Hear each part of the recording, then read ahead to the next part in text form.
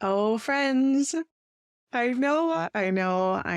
I say this every time, but have I got a show for you? So today, I am going to share with you my conversation with New York Times bestselling author and illustrator, Eliza Wheeler.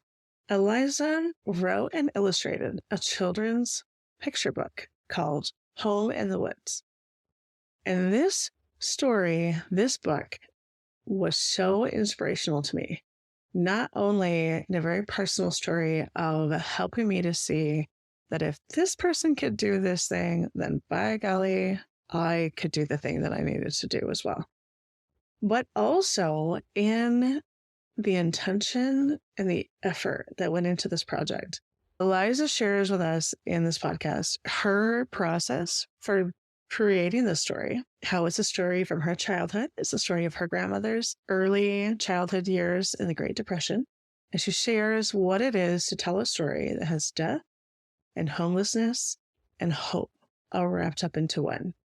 And how she married the illustration and the words on the page to create this story that is safe and beautiful for a child.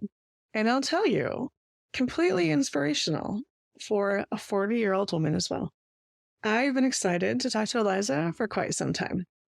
Not only did she write this book that I saw on the shelf one day that inspired me to take the actions I needed to take, but she also has a way of working and creating that is so in alignment with what I'm trying to do here on the podcast. She has a way of working with her own energy and her own abilities to create satisfaction in her work, to create progress in her work, to allow for creativity to flow and not be so rigid and grabby, and still more or less meet her deadlines, right? I cannot wait for you to meet Eliza. Obviously, I'm super impressed with the ways that she touched my life personally, because she has, simply by putting her heart and energy out into the world. But she's also an illustrator author of, as I mentioned, Home in the Woods and the New York Times best-selling picture book, Miss Maple's Seeds. She's a recipient of the Sundeck Fellowship Award and has illustrated numerous books for children, including the Newbery Honor book, Doll Bones, by Holly Black, When I'm With You, Wherever You Go, by Pat Zietlow Miller, and John Ronald's Dragons, Stories of J.R.R. Tolkien, by Carolyn McAllister. She grew up in the Northwoods of Wisconsin, and she now lives with her husband in Minneapolis, Minnesota. So, without further ado, let's get on to the show. You are listening to the In Kinship Podcast, a podcast for makers who crave a vibrant life on their own terms. And I'm your host, Tina Vandenberg. Before we begin, a quick word from our sponsor. Today's sponsor is Why Not Fibers. Why Not Fibers is a small hand-dyed yarn company out of Traverse City, Michigan. Kat Eldred is the founder and dyer behind Why Not Fibers, and she specializes in rich, nature-inspired tonal colors, as well as farm-to-needle yarns and fibers. You can see the beauty that she creates at whynotfibers.com. WHYKNOTFIBERS.com. Eliza, welcome to the show. Thank you so much. I'm so excited to be on the podcast. I'm so glad to have you here and to talk to you about your creative process and specifically about a book that you have. Sounds great. So it's 2019 and I am in a bookstore with my little boy, and he must have been 3 or so at the time. And I should back up. I can't tell a story without spinning in circles. Totally. Me too. So ironically, I owned a bookstore in my 20s, but I don't purchase very many brand new books. This is important because this book grabbed me and wouldn't let me go. And so I don't purchase all that many brand new books. We use the library a lot and we buy a lot of used books, but partly it's because I don't like a lot of excess things in my life. So it actually kind of stresses me out to have too many things, whatever that definition is for me, right? Yeah. So we rarely buy new books, but we're in the bookstore because I love bookstores and I love books and I'm so excited to be there. And he's looking at, I don't know, whatever books he's looking at. And I look over on the shelf and there's this book, Home in the Woods by Eliza Wheeler. And it's facing outward as a display. And I'm so struck by the illustrations that I immediately walk across the room to pick it up. And I start to read it. And it's just beautiful. Like, I love your illustrations. I love the colors you use. I love the movement that your illustrations have in them. I love at least this book has sort of a vintage simplicity sort of to it, if you will. Sure. And so I read through it and I absolutely adore it and I buy it. My little boy, he doesn't want to buy this book. He is not interested in this book. Not necessarily. And I hate to tell you that. No, I get it. He learns to love it, but at the time he wanted dinosaurs or something, right? Like something very aggressive and tough. Flashy. Yeah, right. So he did not want this book. And we're getting this book. And I got this book for him, right? But I actually bought it for me because I, at the time, was in a marriage that was failing. And it was a time in our marriage where things were really volatile and life was really hard. And I had been a stay-at-home mom for the 3 years prior. And there's something about becoming a stay-at-home mom that I never knew was going to be there. I went from being this person who worked my way through life in the traditional ways, had income, had freedom, had the ability to make choices, to being a person who is dependent upon somebody else for the income in the family. And I love my role as a stay-at-home mom. And I also had a burgeoning new business. So I was just starting that process, but I wasn't in a place where I had financial freedom to make choices solo. And it was at a point where it was really evident that the marriage was not going to work. For the first time in my life, and I have lived my life as somebody who's I can do whatever I need to do to survive. I'm totally good. I can do it myself. I can earn whatever money I have to earn. If I have to work, whatever job I need to work, I can do that. But as a mom, I had this very strong desire to take care of my child in a way. And also to be able to be present for my little boy. And it added this whole other level of can I take care of myself and my son if I leave this marriage? And so your book, Home in the Woods, and then we're going to talk about this more here in a minute, but is about your grandmother's story as a 6-year-old. And her mother and father get evicted from their home during the Great Depression. Please correct me if I'm wrong on any of this. They get evicted from their home. They have 8 children. And before they can fully move into the house, the father dies. And so the mother takes her 8 children, ranging from 3 months old to, I think, 14 or something, 15. And they move into this tiny shack in the woods. And it's so beautifully written and so beautifully illustrated. And I was so touched by the entire story that I thought to myself, well, for goodness sakes, if this woman can do that with 8 children in a shack in the woods, I can do this too. And I never expected to find such inspiration in a children's book, but your book touched my life so beautifully. And it's one of my favorite books of all time. So I had to have you on the podcast. Wow. I'm chills and kind of tearing up.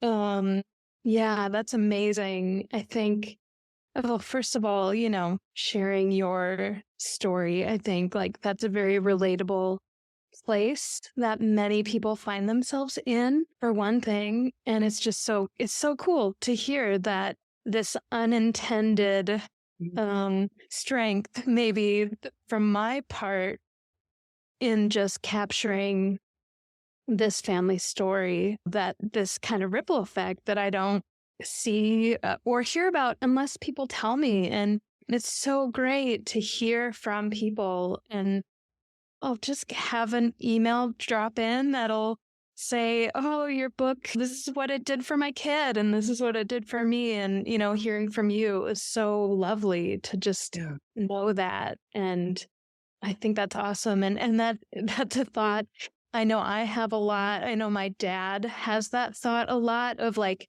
okay, if my great grandma Clara, his grandma, if she could do that, we can we can do stuff here. Right. The other challenge is to minimize anything. Right. And I am so struck as a maker in my own right, or just a human, actually, just a human. I'm so struck by how we can influence somebody else by simply sharing our creativity and our joy. Because you are sharing your grandmother's story, but you shared it through your lens and through your artistry and through your creativity in your heart. And it shows, like it just shines with that. And you were brave enough to do that. And you have a video on your website that I absolutely adore. So hopefully we can talk about that later too, about the making of that, because I just think that's just magic. But you have a video about the making of the book. And I just think we don't have any idea who or how we're going to touch someone, but we do. And you very clearly gave me, like, I have the book right here and it's all worn at the edges. And yes, my little boy and I have read it several times, but really it's because it's been in my bookshelf. He doesn't even get to have it in his bookshelf because I'm like, oh no.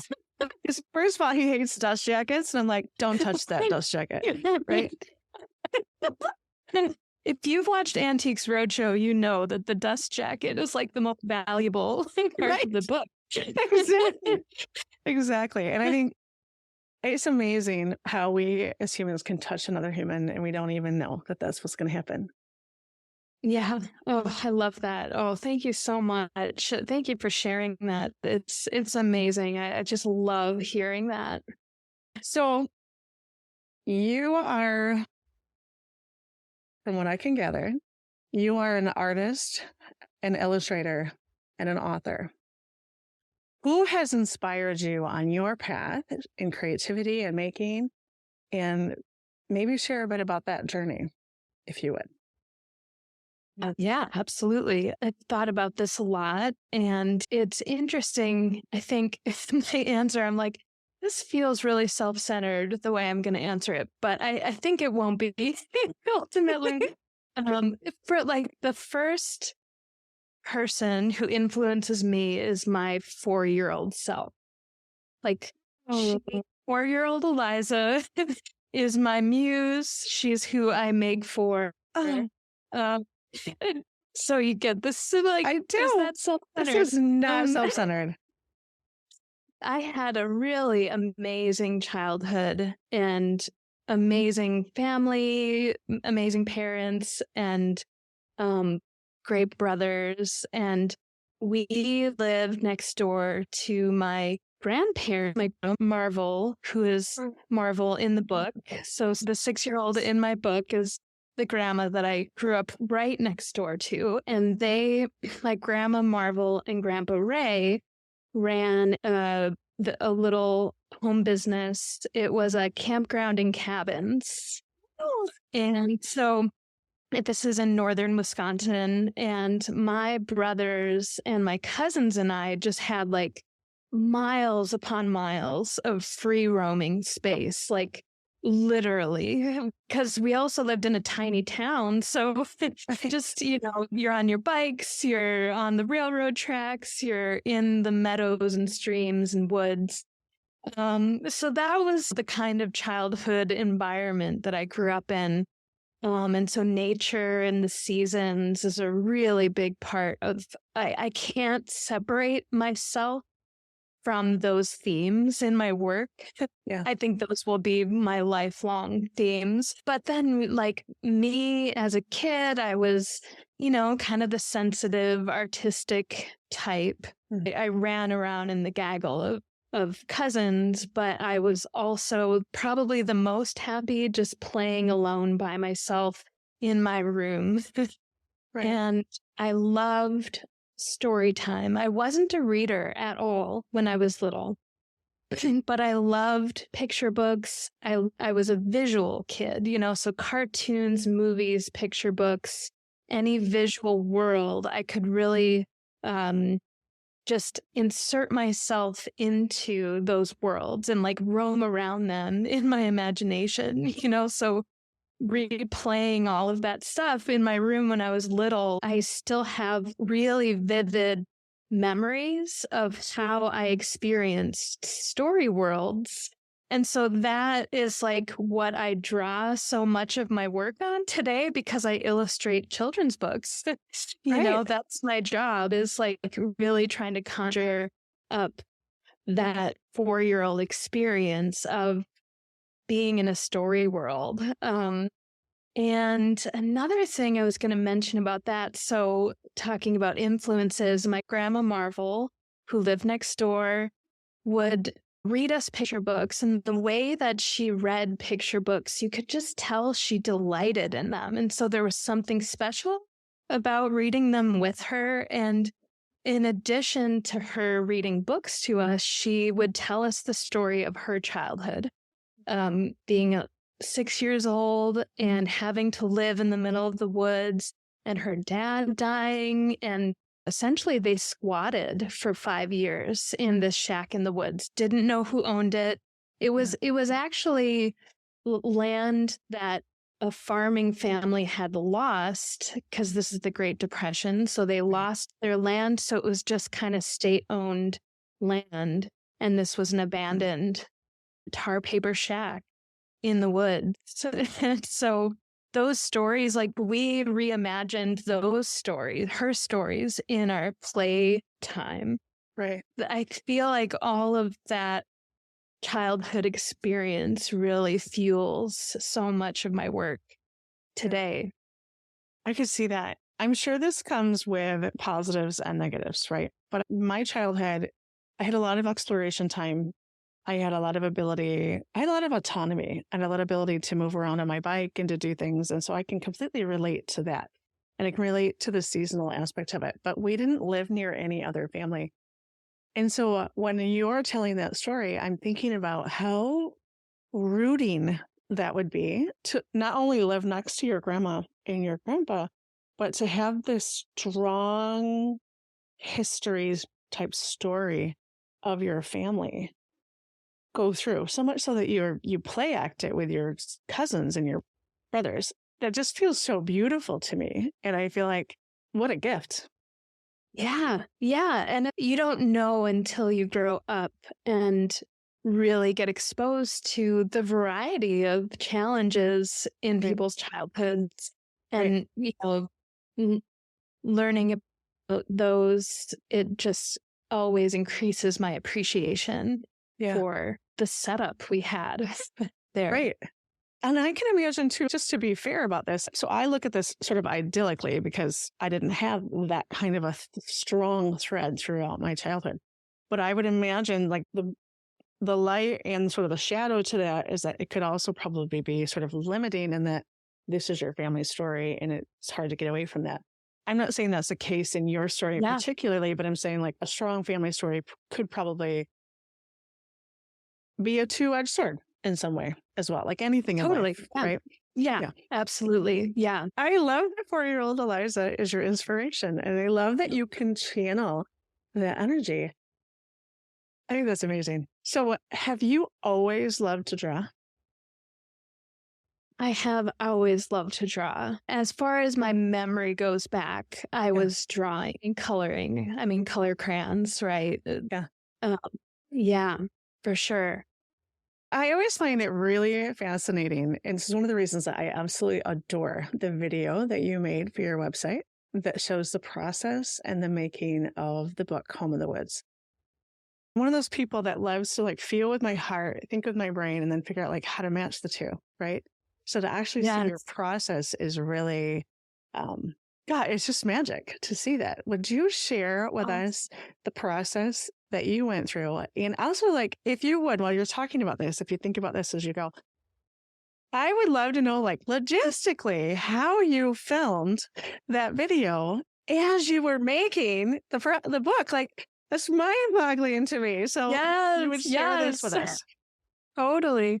Yes. So a privilege that I have is that I'm married to a person who is a talented filmmaker and designer. So he's an artist and designer. Very And so nice. he has all the equipment and he's the one behind that video. And I think maybe first I'll go back and talk about the story behind making the book. Okay. Because the video is this lovely, like, you get to see what happened once I got there, you know? Yeah. Yeah. So remind me to go back to that video. Okay. We're buckled in. We're ready.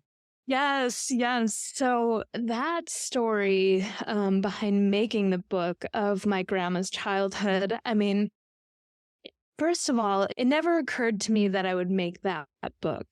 It didn't feel like, it didn't. The interesting thing about hearing your response to the book is that my original thought was, this is just a story for my family. And it's too personal. There's nothing in it for the wider world. Right? And so that's interesting, an interesting piece. And I think what was great was that I had published my first book, Miss Mabel's Seeds, with editor Nancy Paulson at Penguin Books. And she's just one of those really wise women who can, she can pick out stories. She knows how to draw out stories from people. After Miss Mabel's Seeds came out, she and I were having a phone conversation and she was asking about more book ideas that I had. And I was kind of pitching her different little book ideas. And I don't know, it was a totally spur of the moment thing where I said, well, there's also this family story that I've thought about, just making a little book maybe for my family that captures this story. And she wanted to hear more. And I told her about my grandma's childhood. And she was just like, that's it. That's the story you have to tell. And I'm kind of like, really? I don't know. Because how do you start out a picture book that's for, say, maybe 4 to 6 year olds ish, 4 and 7? Right. You can go older, obviously ageless. 45, whatever. Yeah. But the first audience has to be those young kids. Right. And how do you start a story with the death of the father and a family becoming homeless? Those are some heavy themes that we don't usually start out children's picture book, in general. And so, but I started to try to write it, and it took me 7 years. I'm just going to say, before I tell this story, it took me 7 years to get this book written and figured out and made. It does not surprise me that it took 7 years. And it's part of why I wanted to talk to you from a maker perspective, because it is completely evident when you read this book that a lot of care and attention went to it. And I think that you completely mastered the ability to capture that really tough story in this really beautiful way that doesn't feel like heaviness per se. It feels like sadness, but I think it's important that children, this is real life. And this happens to all different kinds of people in all different kinds of ways. And I think it's so important to me to expose my son to those kind of real life experiences in a way that is at his level. And you have nailed it with this book. And safe for him, right? It's like he to be gently exposed to a struggle. Yeah. But he's on your lap. Yeah. He's hearing your voice. Children's books are so amazing because they start to build empathy for people and people's situations, but in a way that's safe for the reader, Right. And so, I'm so glad. An important thing to know is that did not happen easily or quickly, and it didn't go in a straight line. Right. It didn't flow out of me that way. And when I started writing it, the writing was just terrible. Honestly, I couldn't find the voice of the book. And I had been at it for several years, kind of stopping, starting, putting it on the shelf, taking it back down. And, meanwhile, I was working a really full schedule illustrating picture book contracts for other publishers, other authors. So it was kind of like the side project that I would try to get time into. But the combination of being so swamped with work and then so stuck on it was like a really difficult combination, but when you're working with projects that happen over a long period of time or a story that you're trying to capture, you're always just writing down these little notes. So like, oh, I could try this and try that. And I tried so many things that were just, failed ideas. And so a story behind my maker's journey is I have very much the way I worked before, and then there was a turning point, and then ever since then, I have worked in a more organic way. And so just to like tease out this a little bit, when I was working on all those picture book contracts, it's doing art for deadline and under contract is a whole other beast. I bet. From just like doing it for your love and passion, and both are wonderful but come with challenges, right? And so I was working just this really packed schedule. I had several books overlapping, and out of the blue I get this. And to go back, with the place I was at with Home in the Woods was, I don't know if this is going to work. Like I was really contemplating just shelving it and quitting. Like it can't be done. This story can't be told in this format. Right. I don't know how to start this book in a way that works, and I don't know how to find this book's voice. And so out of the blue, I get this email, and it's this amazing opportunity that I was nominated for. It's called the Sendak Fellowship Retreat. And if you know the late author illustrator Maurice Sendak, Where the Wild Things Are, and a million others, right? His legacy is creating this retreat for a small group of illustrators, and it's 4 weeks, a month-long paid retreat on a farm property of his in upstate New York. Wow. And it was just, it was very surreal to get this email. And at first I was like, that seems like spam. And then I'm like, no, it seems very specific. And I was like, oh, this opportunity is amazing. And I just knew like, this is a once in a lifetime chance that I'm being given. And so my goal was to get all of my book contracts and deadlines finished and cleared away so that I could get there and just focus on this story. It was like, here's my last chance to try to make it work. Wow. Yeah. And so, that crammed and crammed, worked myself to the bone, would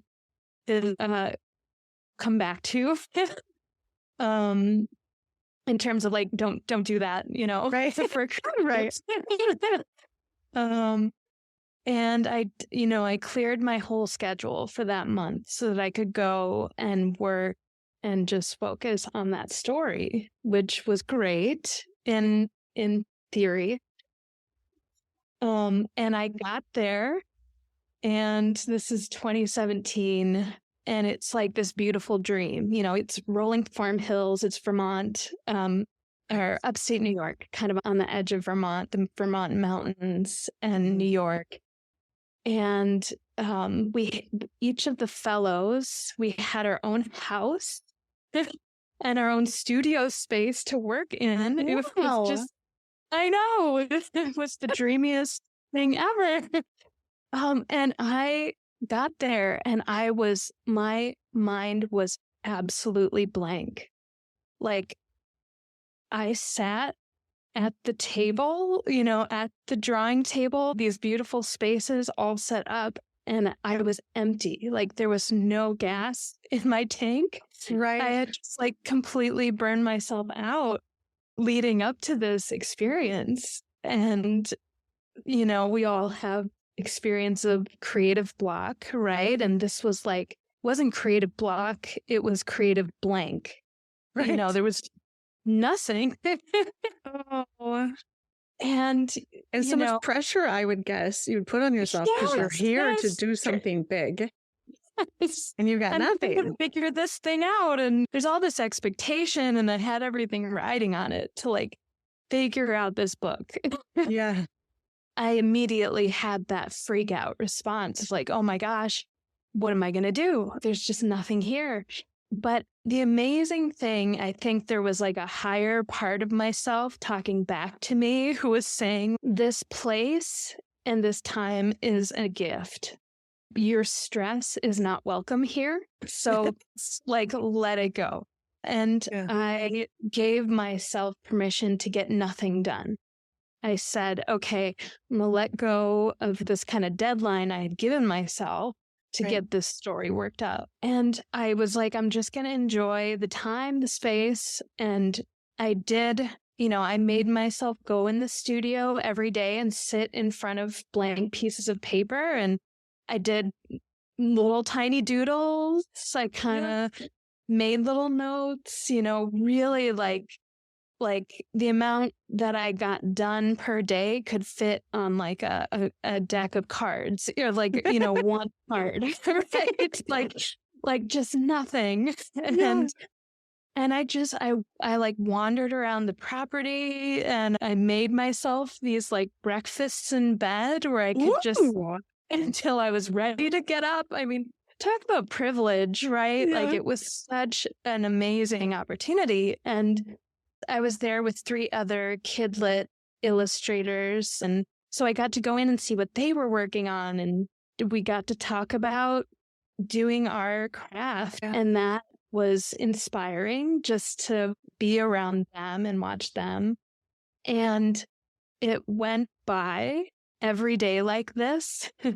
1 week passed and then another week passed. So I'm at 3 out of 4 weeks now.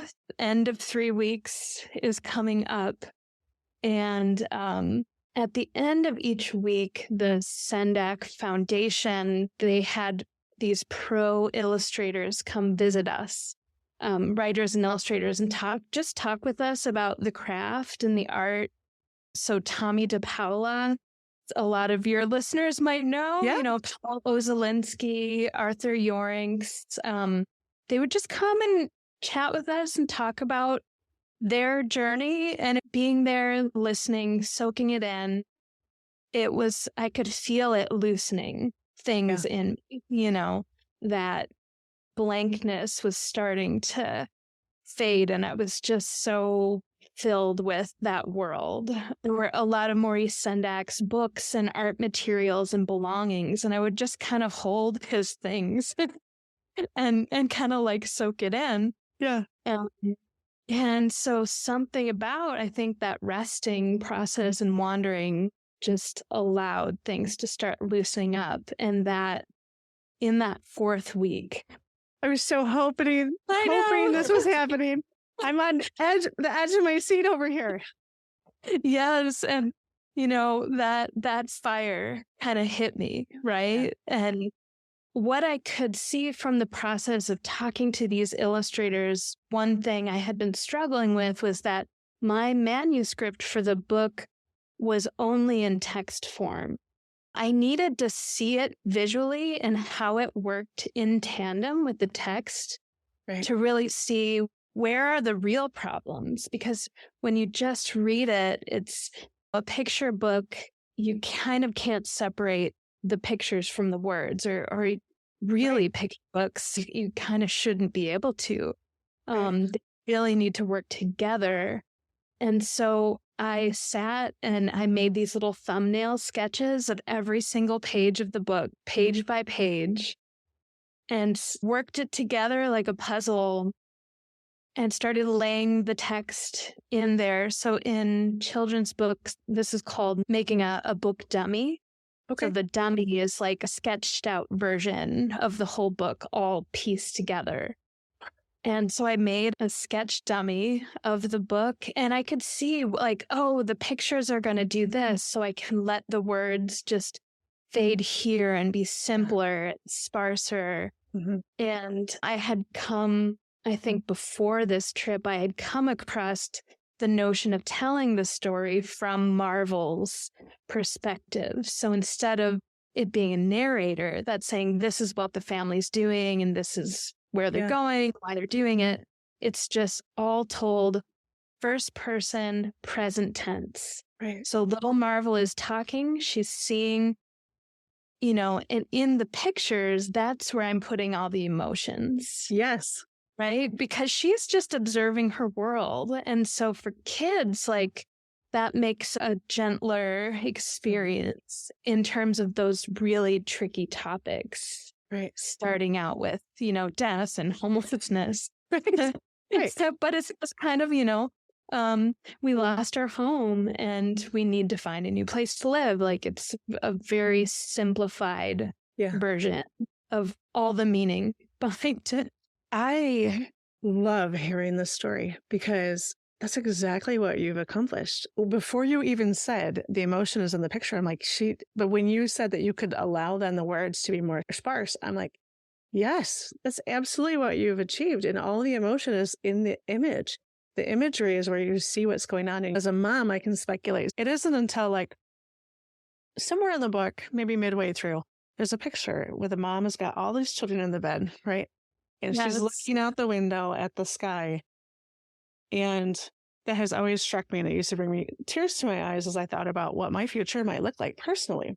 And it was just recently that my little boy, he's 7 now, that he's like, Mom, what is she looking at? And I'm like, well, she has a lot on her mind. She's a lot on her mind on how she's going to get through each day. And she's probably praying. And he's just at 7, maybe 6 or so. I'm not sure when you first asked me that, but that wasn't even part of his experience until just now when he asked me about that, or until just at 6, right? So before he was catching, like he loved to look at the maps and to see where they would run to go berry picking and where they would go fishing. And he loved to follow their path through the woods. That's what was like his little, and he liked to see the garden growing. And like every time we read it, there's something new he picks up. Like it's just such a magical book. I can't say enough about it. Oh, thank you so much. And I love that. I love that you pointed that scene out, because what was interesting about this specific story is that the protagonist is 6-year-old Marvel. Right. So we're with her. We kind of are her. But the hero of the book is the single mom.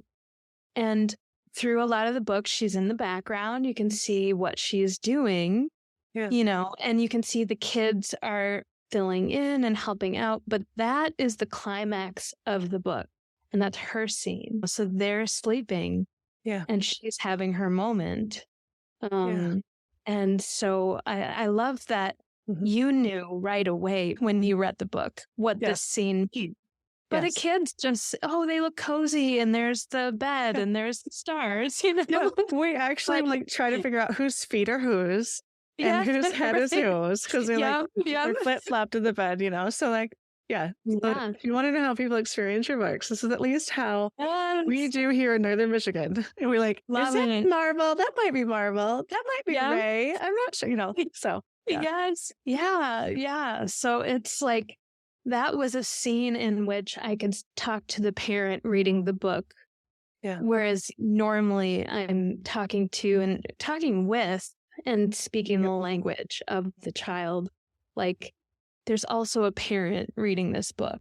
And so it was really important to give them those cues of what's happening behind the scenes, because what the Great Depression was, and what struggle parenting is, and so, there's this like backdoor conversation happening there. Yeah. So I really could feel that I was getting it to work for the first time. And I stayed up until 2 a.m. on the very last night of the retreat. They had just this, last like parting dinner for us, and it was so beautiful. And I just went straight to my studio, and I got the whole dummy together, and I scanned it in and put the text in, and I emailed it off to my editor and art director, who I was getting on a train from the retreat to go meet in New York City and have a conversation about this book. I think I had a few days from leaving to meeting up with them. And so it was just this whole surreal experience. I got down there and met with them, and they just like came in the room beaming, and they were like, it works. It's great. Let's go forward. Let's set a publication date. Let's make it happen. So that was kind of that like, oh yay. The pinnacle. And I think something that I learned in such a dramatic way, like we don't want our learning to be this dramatic, right? Right. It was such a contrast of experience of all the pushing and working to tight schedules and trying to force my art and craft, and then having this experience of like, that wasn't an option. I couldn't force it. And if I had tried, I don't think the book would have happened. Right. I think that was really that important of a point of I had to let it go. Yeah. And just let it gently come to me, so like take my whole grip off the project and just gently hold it. Yeah.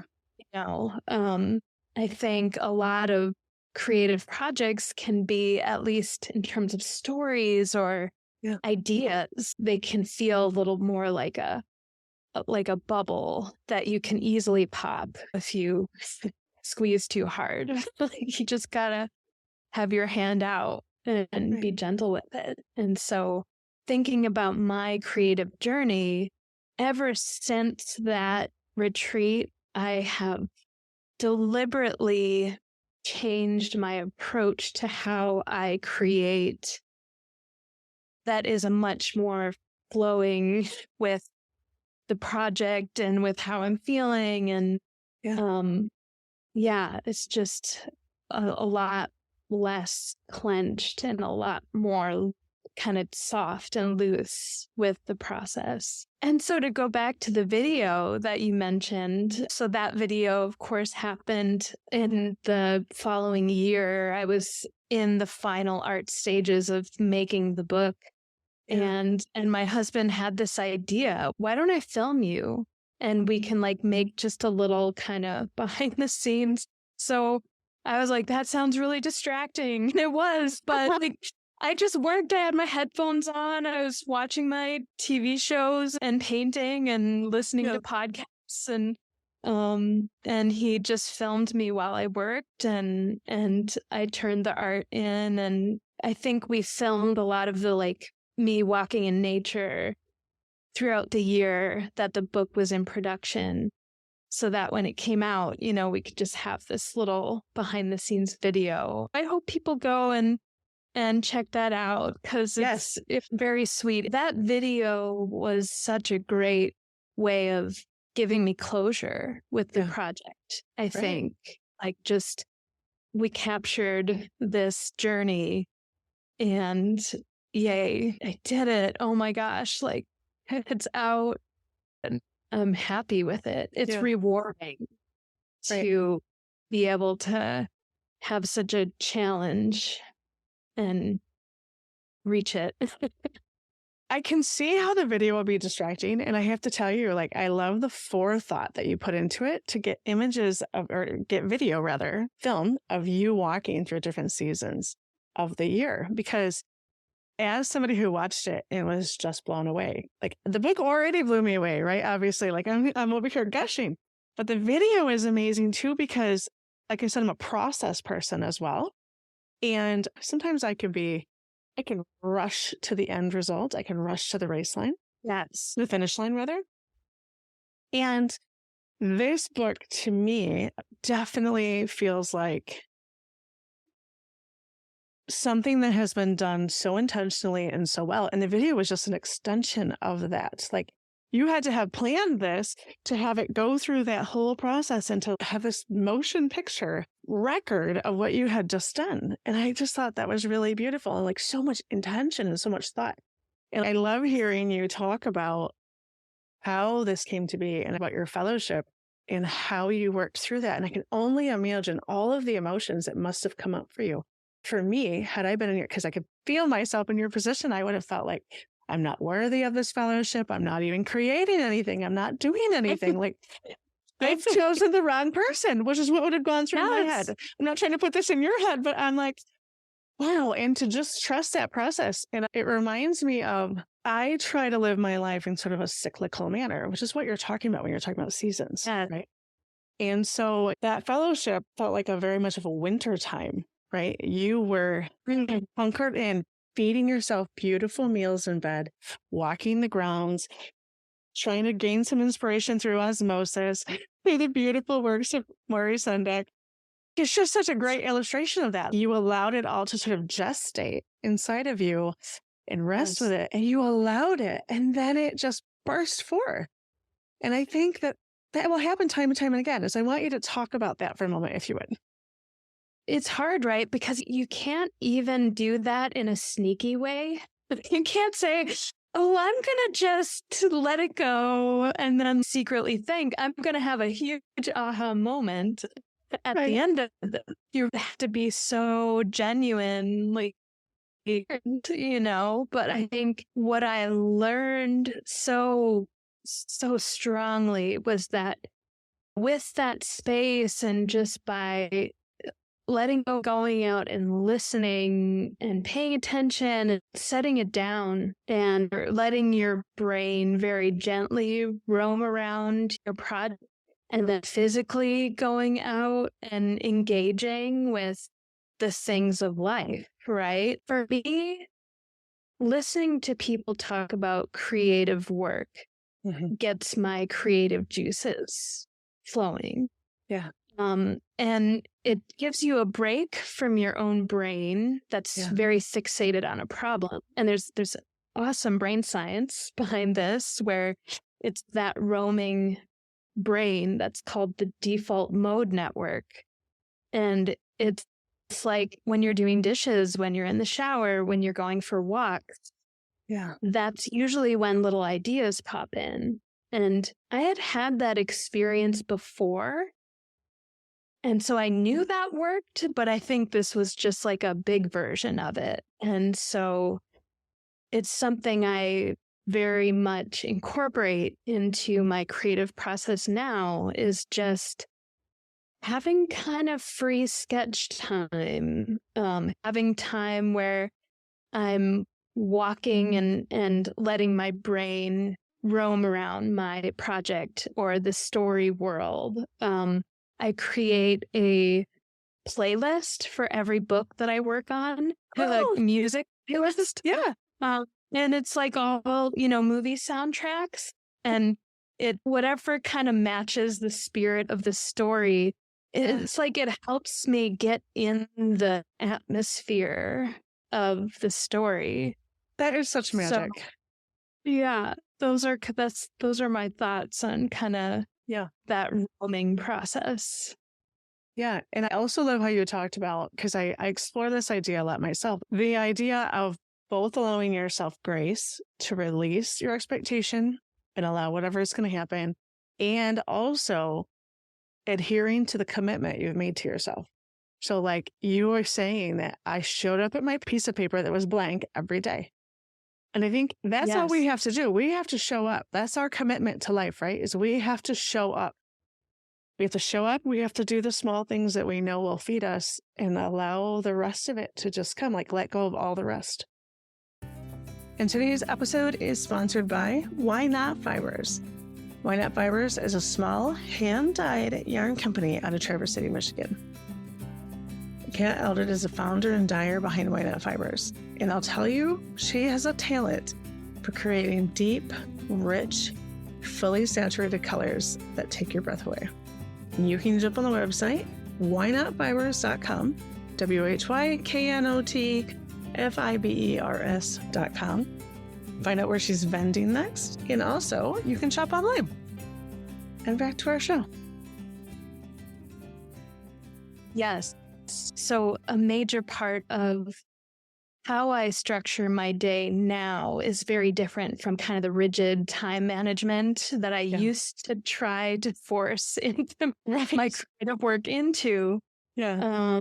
And something that I haven't talked about a lot publicly is that I also live and work with a chronic illness that I've had since I was 19. And I can't plan which days I'm going to feel sick and which days I'm going to feel good, and so it creates a lot of logistical challenges in to-do lists and having goals that you're working towards. It's my day has to be very much flexible and make space for when I don't have the physical and mental capacity to do focused creative work.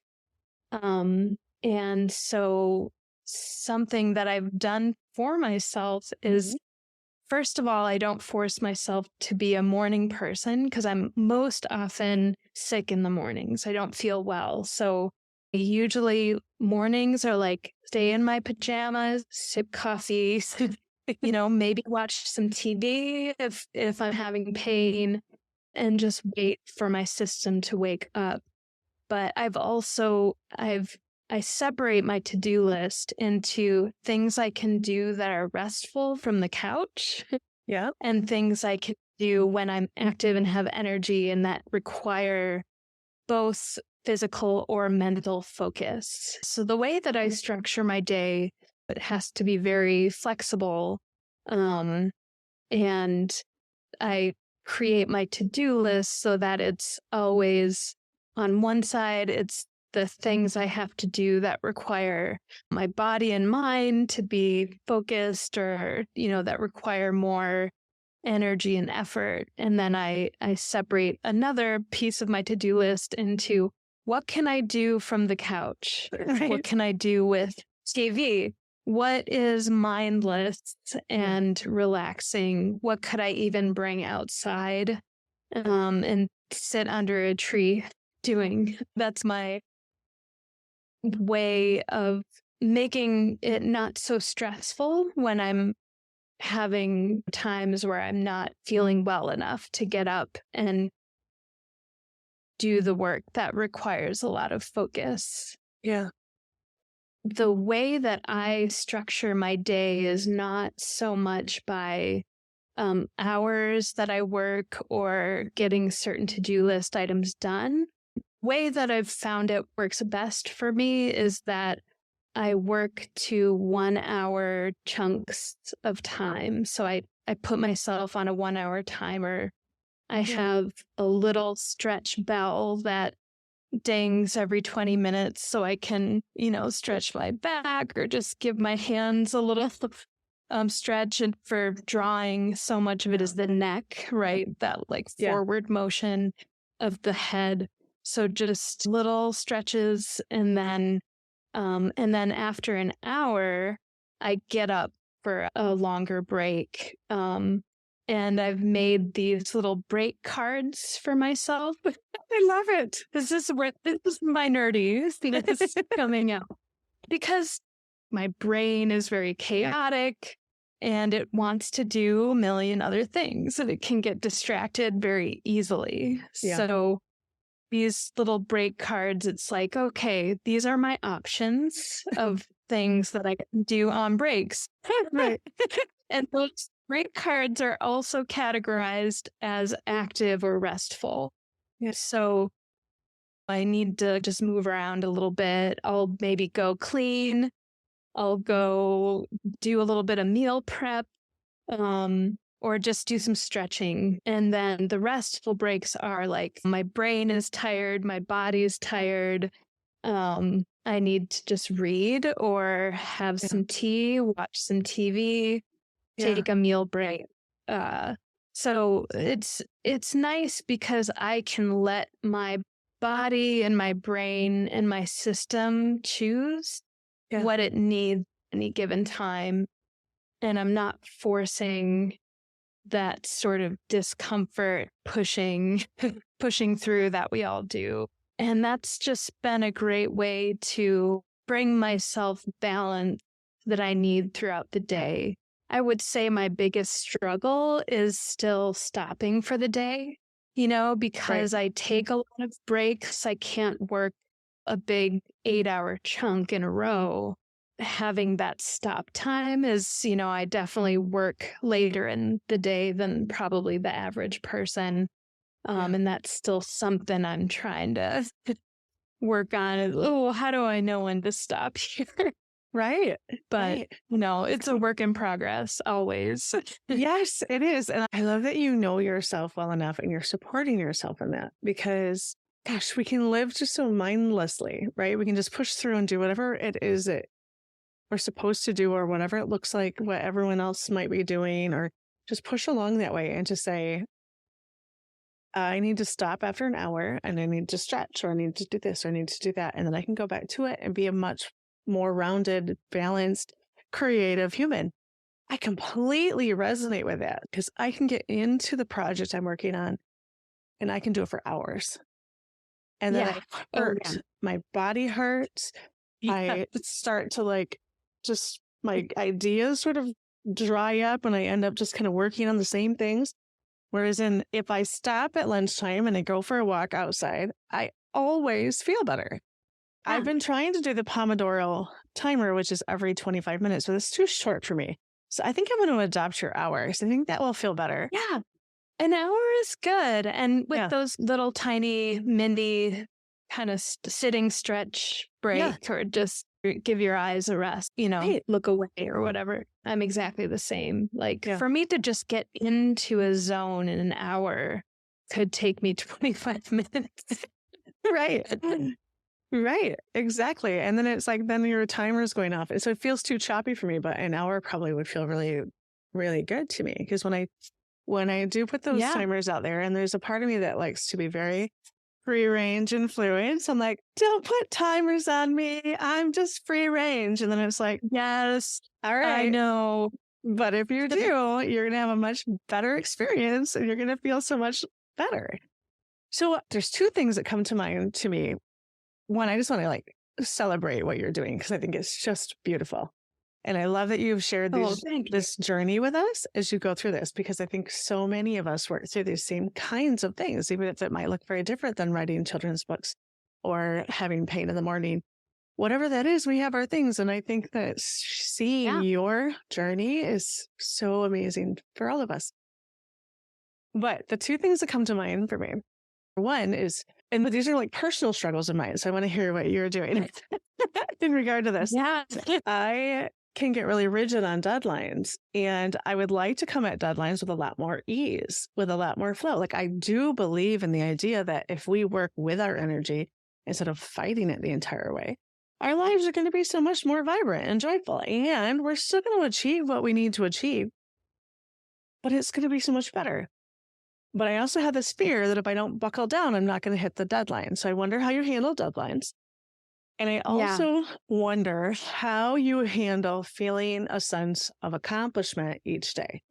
So all of my deadlines, for the most part in my life right now, are self-imposed, right? I mean, I have some promises I've made to my clients, to my people that I work with, to the people in my classes. I have promises I've made to them on things I need to give to them by a certain time, or I need to be at a meeting at a certain time. I certainly have some deadlines, but ultimately I'm still the master of my own deadline theater.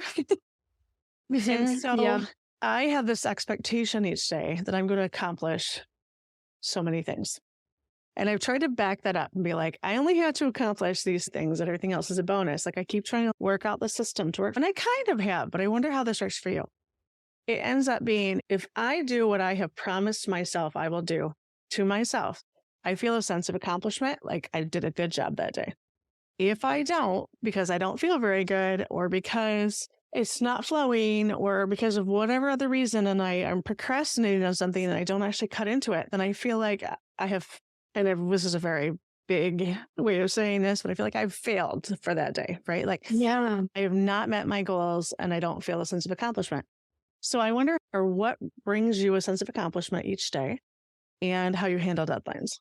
Totally. I relate to all of that 100%. First of all. Yes. So deadlines are really hard, and like deadlines are still the thing I struggle with the most. Right. Absolutely. So I'm not going to pretend I've figured out that beast. Right. But I'll say what helps me, because I miss most of my deadlines, honestly. And I've had to work specifically with certain people more that are more flexible about deadlines. Yeah. So those timed work hours that I was telling you about, Yeah. I try to shoot for between 4 and 6 of those kind of work segments. Yeah.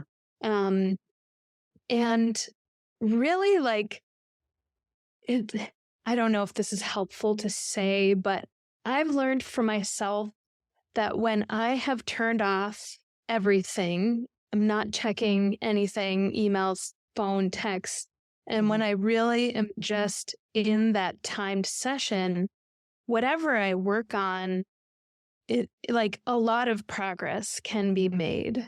Yeah. Within that hour. It's all the distractions from my own brain and from external things, Yeah. that I kind of try to say, okay, you just wait. If I have an idea, I write it down on a piece of paper. Like, Yeah. okay, I could look at that at the break or at the end of the day, but I think maybe this is coming with experience, but I try to take a lot of pressure off of myself. Yeah. To get a lot done and to really hone in on what is my very most important thing that I want to work on today, and make sure that's kind of the only thing on the list, plus maybe a bonus item. Yeah. And the bonus item often doesn't happen, but if I get to it, it's this extra kind of yay. Yeah. But so setting the bar really low, it's a trip. I love this. And just like trusting that, yes, if I stick to those hours, if I can, and I have a little book where I keep track of I check off the hour that I did. Yeah. That is satisfying, right? To have my 5 or 6 check boxes of the hours I worked, and even though I didn't get everything done in those hours, it's still a sense like, hey, I hit my hours. So I almost make that my goal. Yeah. And then my to-do list is just what I'm doing in the time that I've set up for myself.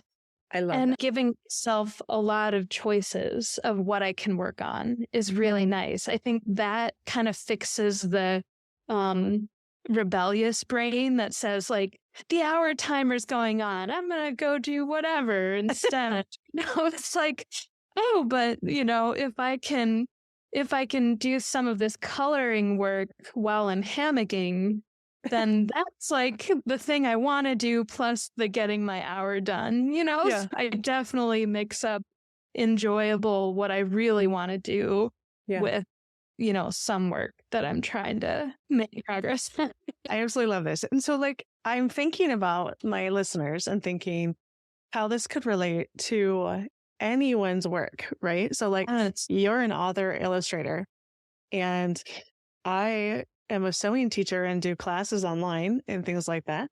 And I'm thinking specifically of a good friend of mine who works in an office. And I'm like, some of these ideas can't work all the time, right? Like, there are obligations. You had to meet me at a certain time today to have this conversation, which is very similar to having a staff meeting. Like, say my friend has a staff meeting. So, like, we have some obligations that we have to plunk in there, but taking those other times and setting ourselves up for success in them. And just, it comes back to that idea of, like, we just have to make a commitment to ourselves. Your commitment to yourself is to show up for that hour. And you want to do 4 to 6 of them. And then you just allow it to happen within that, right? Like you have some Yeah. parameters. There's no distractions if possible. You got to Mhm. write the little ideas onto the paper. Like all of these things are so beautiful and they fit so well into all of life, right? So I can get caught up in trying, again, this two-edged sword. I have this, what I think is beautiful way of seeing the big picture. Mhm. And then I can get caught up in all the steps between here and the end of that big picture. You can Mhm. see all the steps, right? But I get sort of, Mhm. this is the double-edged side of that. I get kind of stuck in that path rather than being like, I can see the big picture. No, I'm just going to do step one and let it unfold. Because what I thought was the right path of this might not end up being what the right path was. But I can get kind of stuck Yes. in that path. Totally. Yes, Yeah. totally. I relate 100%. And something I do that helps with that a bit, which is I do review every week. I do have a journaling time where I just ask a few simple questions. How was the balance of the week? What do I want more of? What do I want less of? You know, like it's kind of a stepping back and looking at the big picture. And then I set up my tasks for the next week.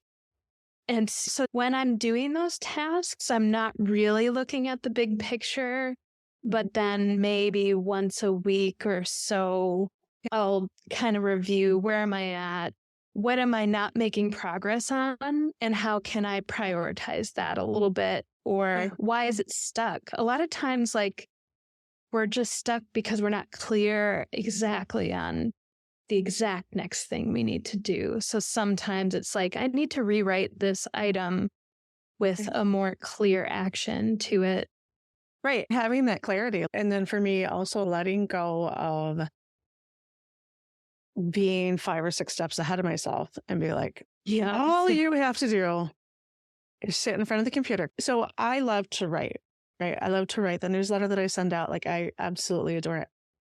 And if I sit down and sometimes I'll do a little ritual beforehand, I'll do a little meditation, I'll have a cup of coffee, right? If I get myself in the right frame of mind and I'm going to set my timer, which is going to be for an hour now, not 25 minutes. If I set my timer, it always flows out of me. It might not at first. I might start writing and it's like, blah, blah, blah, blah, blah. This is not working. But then it always does. And sometimes not in that hour time frame. Sometimes I have to come back to it for another hour. But like, all I have to do is create the frame and commit to myself and then do the first step. Yes, exactly. And I think also when you find those moments where you're like, gosh, I really don't feel like this right now. Like my brain is wiggly or my body is wiggly. Right. Then that's where it's like, okay, I'm going to take my moving around break right now. Yeah. And then come back. Or, and sometimes what's nice about the like not having such a rigid schedule, like by noon I have to do this and by 4 p.m. I have to do this. Right. It's like you can kind of listen to where your system is at. Yeah. Then let it lead what you're doing, but you're still coming back and getting that hour in, I hope we don't make Pomodoro technique people super mad, but it's whatever works. It's still the same idea. Exactly. And then there's a wisdom, right? To taking the wisdom that somebody has already brought to the world and absorbing it and shifting it to be what you need. And that's just has so much value. Yeah. And you have to tailor it to yourself, right? Yes. That's what you're always talking about, tailoring the clothes to fit the person. That's what life is, I think. Yeah, I think so too. I love to talk about what is brewing for you. If you can speak about it, if there's anything brewing for you as a personal project. Yeah.